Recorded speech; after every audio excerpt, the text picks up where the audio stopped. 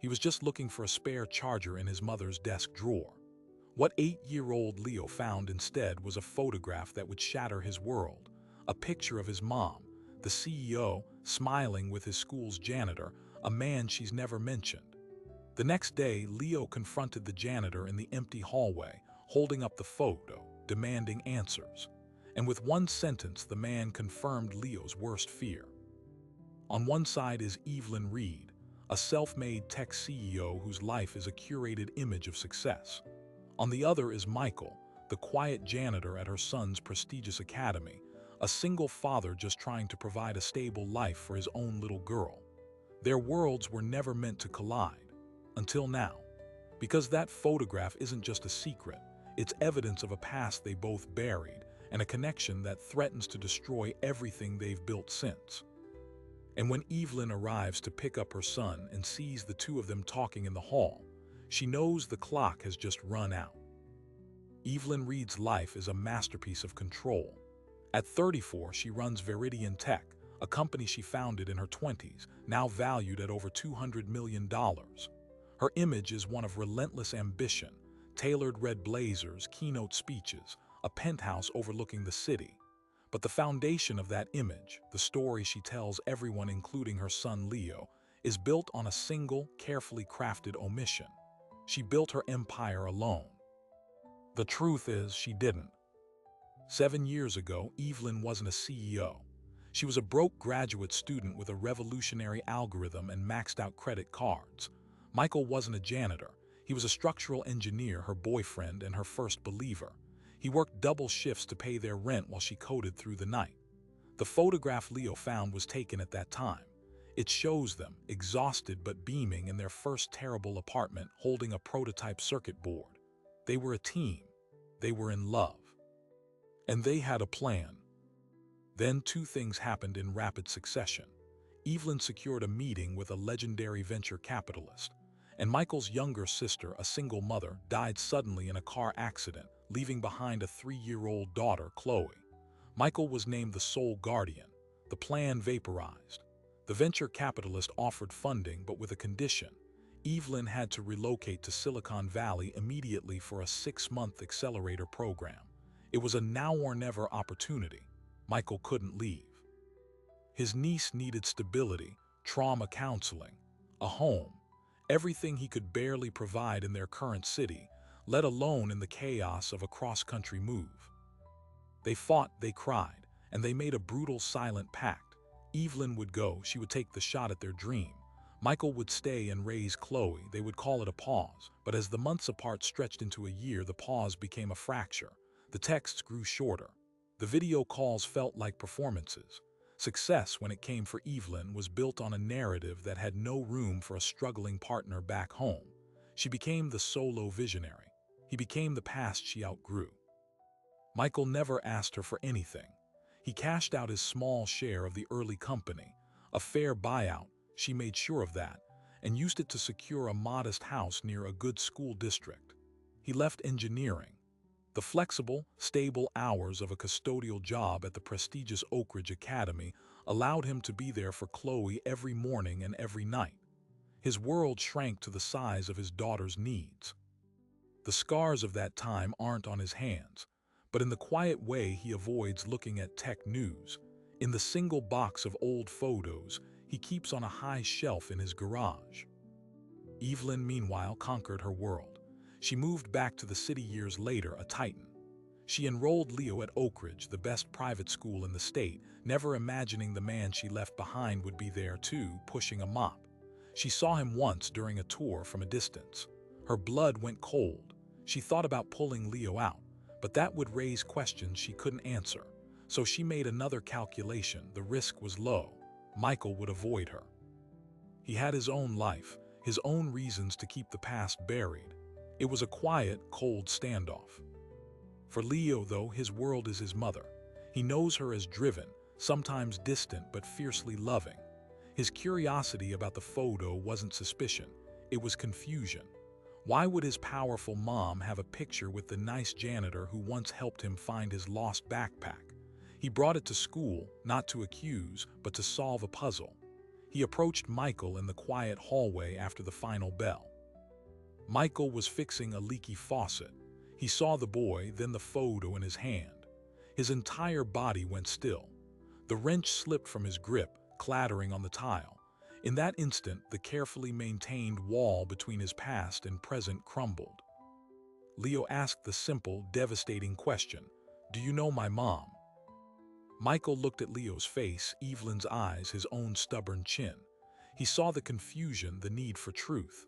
And in a moment of raw, uncalculated honesty, he broke the pact. He knelt down to Leo's eye level, his voice soft. "Yes, Leo, I know her. A long time ago, before you were born, we were a family." He meant asterisk like asterisk a family. But to an 8-year-old, the words landed with the weight of a concrete fact. Leo's eyes widened. The puzzle pieces he was holding suddenly formed a picture he didn't understand. Before he could ask another question, the sharp click of heels echoed down the marble hallway. Evelyn stood at the far end, having come early for pickup. She saw her son. She saw Michael kneeling before him. She saw the photograph in her child's hand. The controlled mask of the CEO shattered into pure, undisguised panic. The past wasn't just knocking at the door. It was already inside, talking to her son. For 3 seconds, nobody in the hallway moved. The only sound was the distant hum of a floor buffer. Then Evelyn Reed snapped into action, a CEO containing a crisis. She strode forward, her heels a staccato beat on the polished floor. "Leo, sweetheart, give me that." She plucked the photograph from his loose grip, her fingers brushing against Michael's calloused hand. A current, electric with 7 years of silence, passed between them. Her voice was low, meant only for Michael. "What did you say to him?" Michael stood slowly, his knees protesting. He kept his eyes on Leo. "I told him the truth." "Your version of it," she hissed. She turned to Leo, her face softening into a practiced, calming mask. "This is an old picture from when Mommy was just starting her company. Mr. Michael helped me with some boring wiring stuff a long time ago. That's all." Leo looked from his mother's tight smile to Michael's pained expression. Kids are lie detectors. He knew the math didn't add up. "He said you were a family," Leo whispered, the words hanging in the air. Evelyn's mask slipped. She shot Michael a look of pure betrayal. "He misspoke, baby. Come on, we're late." She took Leo's hand and began walking away, her back rigid. Over her shoulder, she threw one last command, quiet and absolute. "Stay away from my son." Michael watched them go, a hollow feeling opening in his chest. He had broken the one rule of his quiet life. Don't stir the past. Now the ripples were already spreading. As he gathered his tools, the school secretary, Ms. Gable, appeared around the corner, her eyes wide with curiosity. She'd seen the whole encounter from her office window. The ride home was silent. Leo stared out the window of the luxury sedan, his mind racing. In the penthouse, Evelyn immediately went into damage control. She placed the photo in the shredder in her home office. The mechanical whir felt final, but you can't shred a memory from an 8-year-old's mind. That night over dinner, Leo asked the question Evelyn had been dreading. If he just helped with wiring, why did he look so sad? Evelyn put down her fork. "Sometimes, honey, when people help you with a big dream, they get left behind. It doesn't mean you don't care about them. It just means your paths go different ways." It was the most honest, sanitized version of the truth she could manage. It wasn't enough. Leo pushed his food around his plate, a new mission forming in his young brain. Across town, Michael faced his own interrogation. His daughter Chloe, now 10, was sharp. She'd seen him come home quieter than usual, his hands shaking slightly as he made their mac and cheese. "Dad, what's wrong?" He told her a version of the truth, too. That he'd known a boy's mother a long time ago, and seeing her again was surprising. Chloe, intuitive and protective, asked, "Did she hurt you?" Michael had no good answer. The next day at Oak Ridge Academy, the atmosphere had changed. Leo sought out Chloe at recess. He found her on the swings, reading a book. "Your dad knew my mom," he stated, not asked. Chloe looked up, guarded. "So, he said they were a family. Was she like your mom?" Chloe's face clouded. Her mother was a photo, a story of a vibrant aunt she barely remembered. This was dangerous territory. "I don't know anything about your mom," Chloe said, sliding off the swing. "Just leave us alone." But Leo couldn't. The puzzle was now an obsession. During a library period, he used a school computer to do something naive and devastating. He typed his mother's name and Michael's into a search engine together. Evelyn Reed Michael. The results were not about wiring. Page after page of business articles about Evelyn. No Michael. It was as if he'd been erased. But then, on the fourth page, buried in an old PDF of a university engineering journal from 8 years prior, he found it. A co-authored paper on structural efficiency in microchip design. The authors, Evelyn Reed and Michael Thorne. Thorne, Michael's last name. They had created something together. It was proof. Meanwhile, the adult world was tightening like a vice. Ms. Gable, the secretary, had shared the interesting hallway scene with a fellow teacher over coffee. At Oak Ridge, a school built on reputation and gossip, the story mutated. By the end of the week, a rumor was circulating among the staff that the illustrious CEO Evelyn Reed had a past with the janitor, and it was messy. The headmaster, a man deeply concerned with the school's elite image, caught wind of it. He called Michael into his office. "Michael, your work here has always been exemplary, but we must be mindful of perceptions. Interacting with a student about personal matters, especially the child of a prominent benefactor, it creates complications." Michael felt the ground grow unsteady. "I didn't seek him out, sir. He came to me with a picture." "A picture you're in," the headmaster said pointedly. "Just maintain professional distance, for everyone's sake." The same day, Evelyn received a call from the headmaster. It was couched in polite concern. "Ms. Reed, we just want to ensure Leo feels secure and isn't confused by ancillary interactions. We're speaking to all involved parties to ensure a harmonious environment." It was a warning shot across her bow. Her private life was now school administration business. The walls of her perfectly constructed world were developing cracks. Driven by a mix of fury and fear, Evelyn did something impulsive. She waited until late evening when she knew Michael would be doing his final rounds. She went back to the school. She found him alone, emptying trash cans in the science wing. The fluorescent lights buzzed overhead. "You put a target on my back," she said, her voice echoing in the empty hall. "And on your own," Michael replied, not looking up from the bin. "I told a boy a simple truth. You're the one who made it a secret worth keeping." Evelyn stepped closer. "That photo, where did he even get it?" Michael finally met her gaze. "You tell me, Evelyn, it was your house, your past, you kept it." The accusation hung there. She had kept it. One photo in a box of old tax documents, a sentimental lapse she now cursed. "We had an agreement," she said, her voice trembling. "We went our separate ways, cleanly.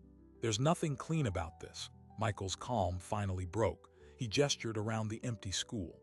"You think I planned this? You think I wanted my daughter to be the janitor's kid at the same school where your son is the prince?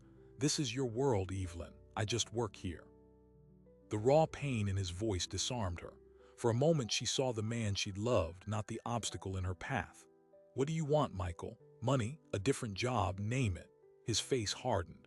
"You still don't get it. I don't want anything from you. I just wanted to live my life. Now Leo is asking questions my daughter is starting to ask. What am I supposed to tell her? That her father's past is an embarrassment to the mother of her classmate?" Before Evelyn could respond, a door clicked open down the hall. The night security guard, Frank, peered out. "Everything all right, Mr. Thorne?" Michael took a step back from Evelyn. "Fine, Frank, just discussing a leak." Frank's skeptical look made it clear the rumor mill had reached him too.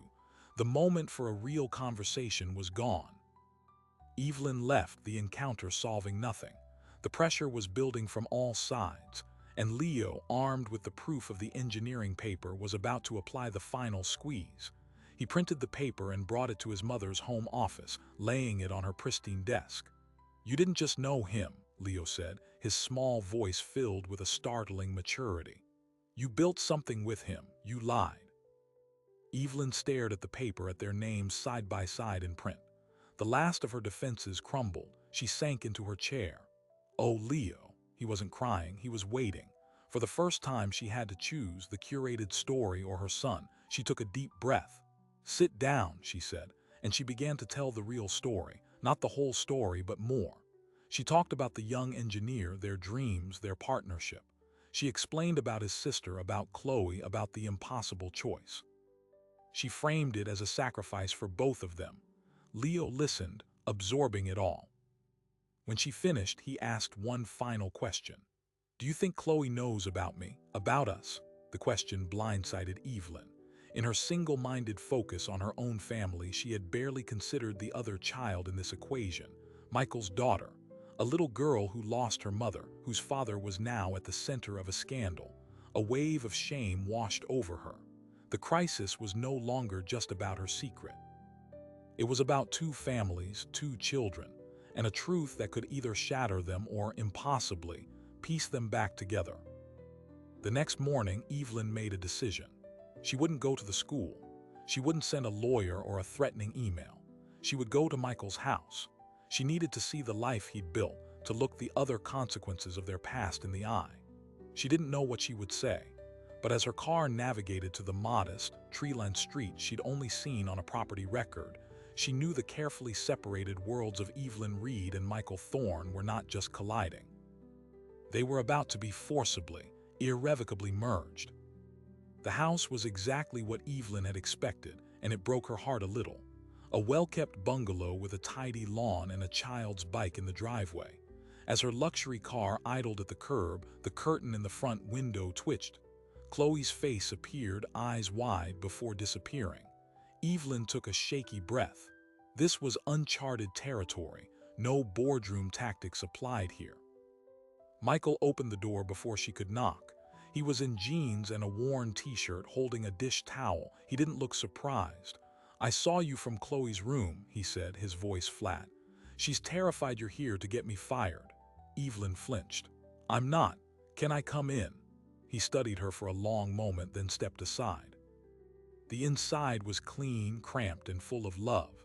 Science fair ribbons on the fridge, well-loved books on mismatched shelves, a framed photo of a smiling woman, Chloe's mother, on the mantel. It was the home of a devoted parent. It was everything Evelyn's sterile penthouse was not. Chloe stood protectively in the hallway entrance, glaring. "Chloe, this is Ms. Reed," Michael said. "Leo's mom." Chloe didn't say hello. She crossed her arms. "Why are you here? My dad didn't do anything wrong." The directness was a punch. Evelyn knelt, something she never did, to be at Chloe's eye level. "You're right, he didn't. I came to say I'm sorry for everything that's happening." Chloe's glare softened into confusion. This wasn't the villain she'd imagined. Michael watched, his own anger giving way to wary curiosity. "Talk," he said, gesturing to the couch. Evelyn did. She told them about Leo finding the photo, about his investigation, about the engineering paper.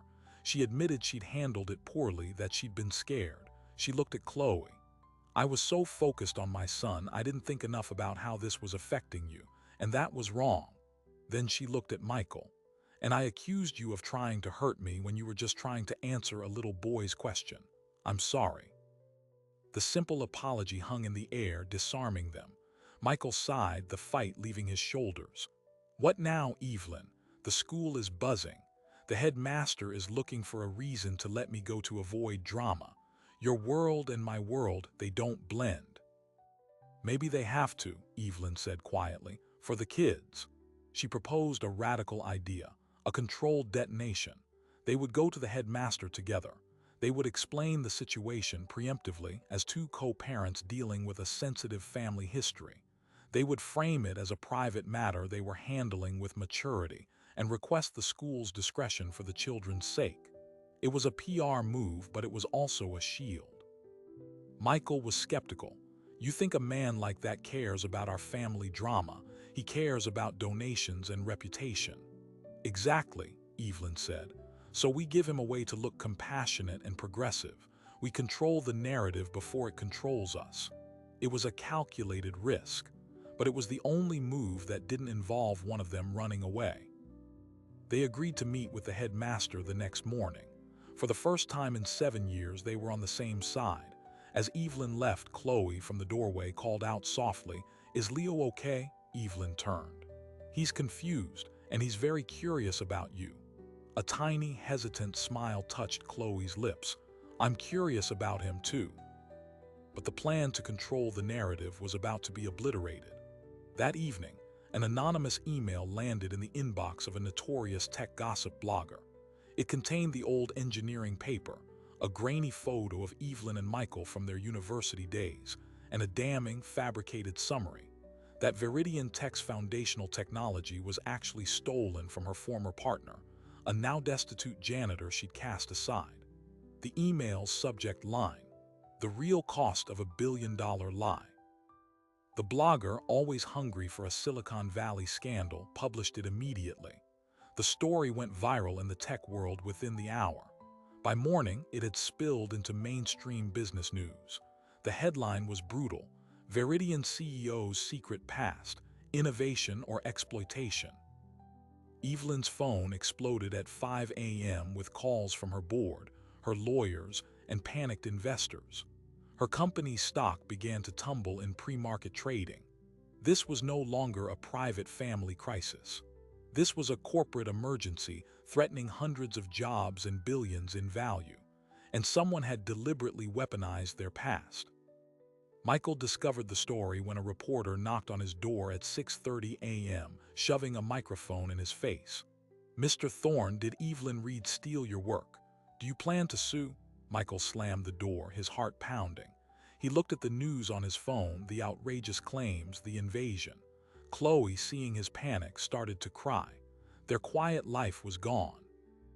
Evelyn, in damage control mode, issued a statement denying the theft and confirming a past personal relationship which was now being maliciously misrepresented. But the doubt was seated. The board demanded a full investigation into the company's early IP. Reporters began digging into Michael's life, into Chloe's school. Oak Ridge Academy was flooded with press inquiries. The headmaster, furious, called both of them. The meeting was off. They were both now liabilities. The anonymous source was a mystery. Was it a jealous business rival, a disgruntled employee, or someone closer to home? Ms. Gable, the school secretary, had access to names and a motive in gossip.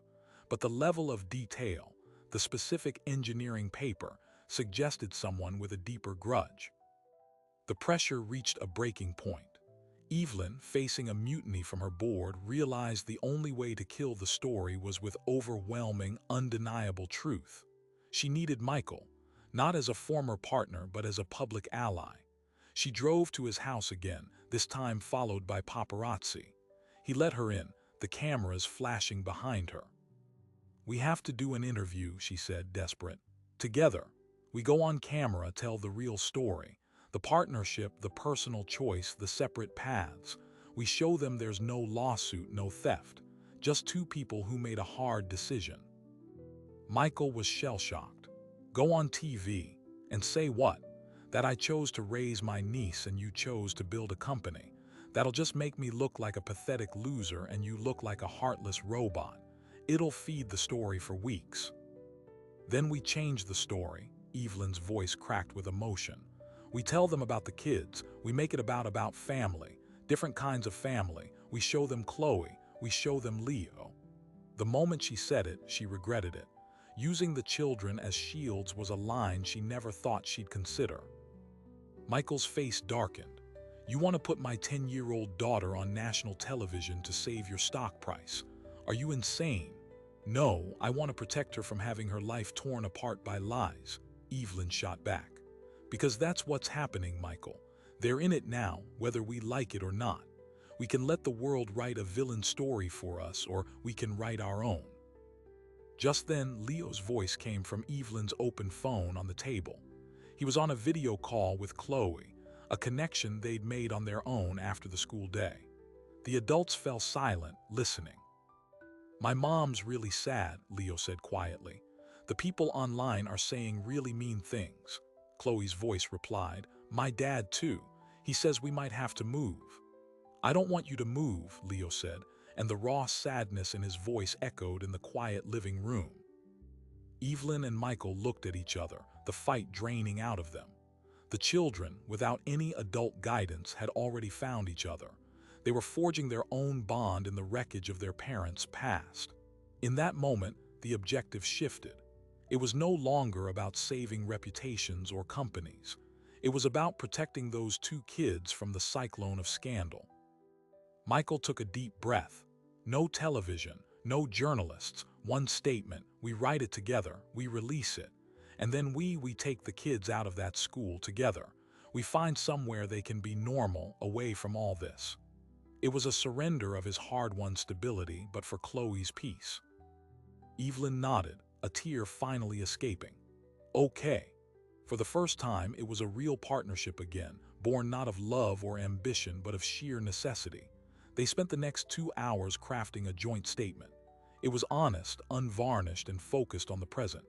It acknowledged their past relationship and professional collaboration, denied any IP theft in the strongest terms, and most importantly, asked for privacy for their children. They attached the original, unredacted partnership agreement from their startup days, showing Michael's fair buyout, to prove there was no legal basis for the theft claims. They released it at noon. The internet predictably erupted, but the tone began to shift. Some were still cynical, but others saw a human story of sacrifice and complicated choices. The narrative of the evil CEO and the wrong janitor began to fracture under the weight of a more nuanced, messy truth. But as the digital storm began to calm, a more immediate threat materialized in the physical world. A van from a notorious tabloid show parked outside Michael's house. A reporter and cameraman approached the door, ignoring the no trespassing sign. They were here for the visual, the humble janitor's home, the money shot for their segment. Michael saw them through the window and felt a surge of protective rage. This was the line. They were at his daughter's doorstep. He turned to Evelyn, who was still in his living room, monitoring the statement's impact. His expression was resolved, final. "It's time," he said. "We end this not with words, with action." He walked to the door, not to open it, but to call the police and report trespassers.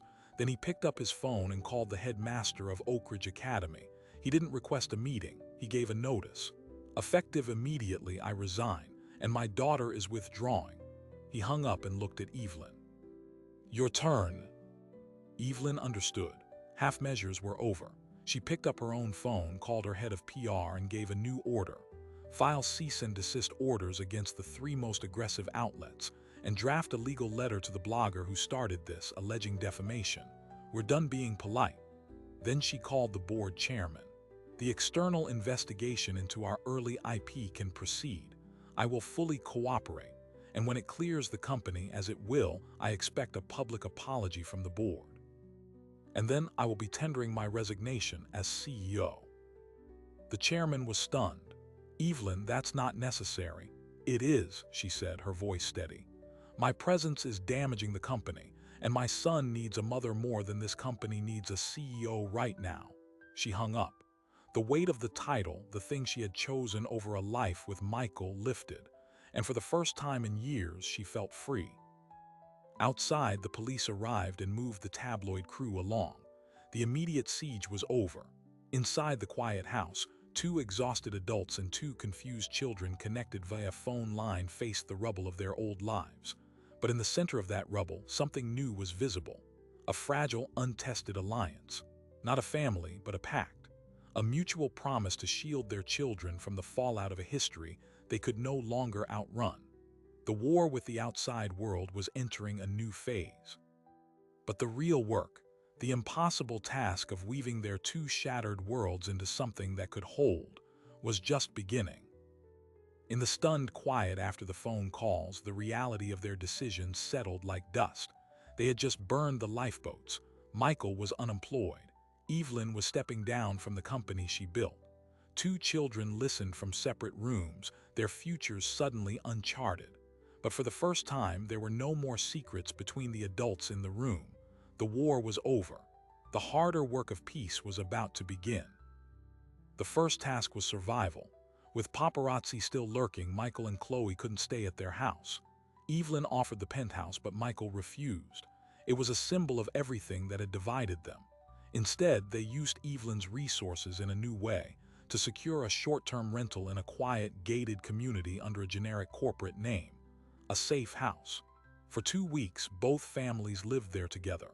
It was awkward, tense, and profoundly ordinary. Leo and Chloe, no longer just classmates bound by a secret, became allies in confinement. They built elaborate blanket forts in the living room, debated the best video games, and cautiously began to share stories. Leo talked about his mom's long work trips. Chloe talked about missing her aunt, about her dad's quiet sadness.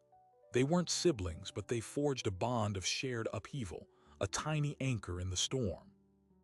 Evelyn and Michael, meanwhile, navigated a daily truce.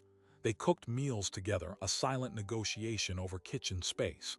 They discussed practicalities, new schools, finances, legal letters from the board's investigation. The corporate inquiry cleared Veridian of any IP theft within a month, as Evelyn knew it would. The board, chastened, begged her to reconsider her resignation. She declined.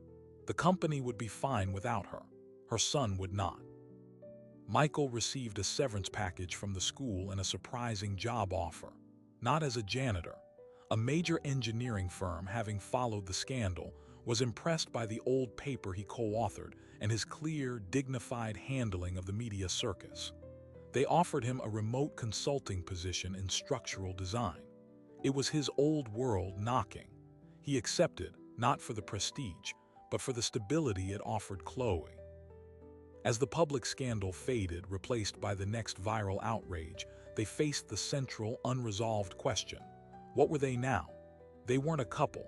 They weren't strangers. They were two single parents bound by a painful history and two children who had become essential parts of each other's lives. The answer emerged not from a discussion, but from the kids. One evening, Chloe asked if they could all have a movie night, a real one with popcorn. Leo enthusiastically agreed. So the four of them sat in the dim rental living room watching a silly animated film. Halfway through, Evelyn glanced over. Leo was asleep against her shoulder. Chloe was asleep against Michael's, and Michael was looking back at her, not with the old love or the recent anger, but with a weary, peaceful recognition. They were in the same trench. They had saved their kids. Maybe, just maybe, they could build something new from the rubble. They decided not to go back to their old separate lives. The penthouse felt empty. Michael's house held too many ghosts. Together, they found a new place, a spacious, comfortable home in a good school district with a backyard and rooms for both kids. They bought it jointly, a purely practical arrangement, they told themselves, a co-parenting investment. The move was chaotic and hopeful. On unpacking day, Leo and Chloe chose adjacent bedrooms. As Michael assembled a bed frame, he found a small box tucked away in Evelyn's things. It wasn't the photo.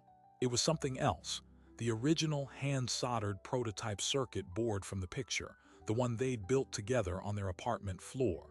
She had kept it all these years. He held it, the weight of their shared dream in his hands.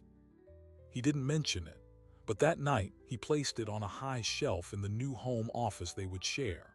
A silent monument to where they'd been and perhaps a foundation for what came next. The new school was a fresh start. Leo and Chloe, no longer the CEO's kid and the janitor's kid, were just two new students. They had each other's backs. The ordinary drama of childhood replaced the trauma of exposure. Evelyn, freed from the ceaseless grind of Veridian, discovered a different kind of ambition. She started a non-profit foundation focused on funding STEM programs in under-resourced schools, with a special emphasis on supporting single parents pursuing technical degrees. She called it the Thorn-Reed Foundation, a public, permanent acknowledgement of the partnership that started it all. Michael became its first technical advisor. And then came the final, surprising detail. The anonymous source of the scandal was never publicly identified, but the private investigator Evelyn hired finally delivered a report. The email trail led back to a disposable account, but the digital breadcrumbs pointed somewhere shocking, to the personal laptop of the Oak Ridge Academy headmaster's assistant. Not Ms. Gable, but a younger, ambitious administrator who had been quietly dating a rival tech journalist. She'd seen the hallway confrontation, heard the rumors, and saw a chance to break a story that would propel her boyfriend's career and, by extension, her own social standing. It was never about justice or Michael. It was about clout. Evelyn chose not to expose her. Some truths, she decided, were better left buried. The lesson was enough. 1 year later, the rhythm of their blended life felt normal. Michael worked his engineering job from the home office.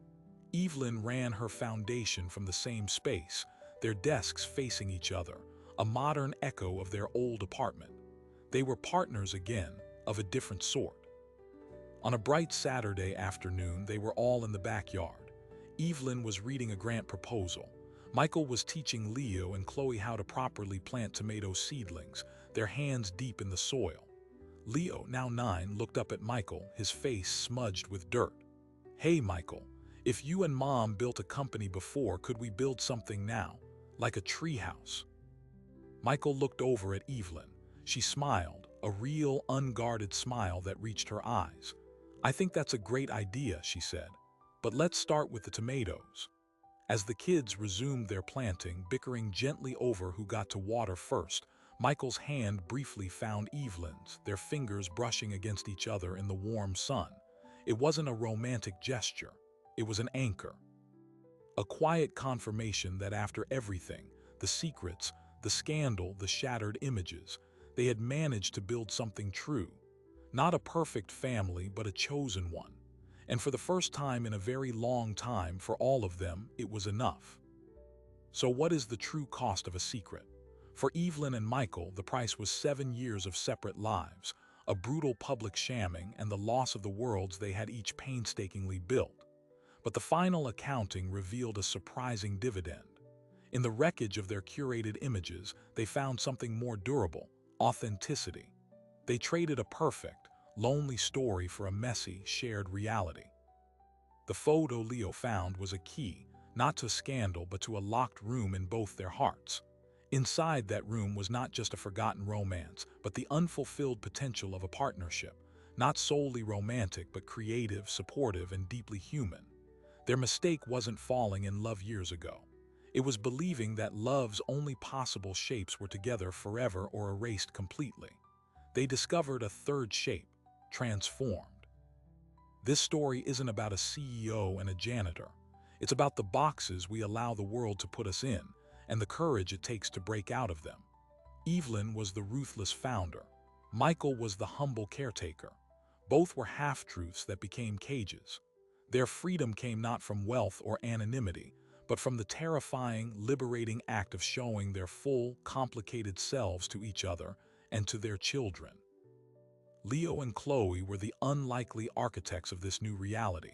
Driven by a child's innate need for truthful connection, they bypassed adult ego and societal script to ask the simple, dangerous question: why? In doing so, they didn't destroy their families. They remade them. They built a bridge where the adults had only ever drawn a line.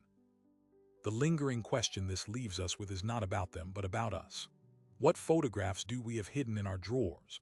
What past collaborations, what old loves, what abandoned versions of ourselves have we filed away as mistakes or secrets?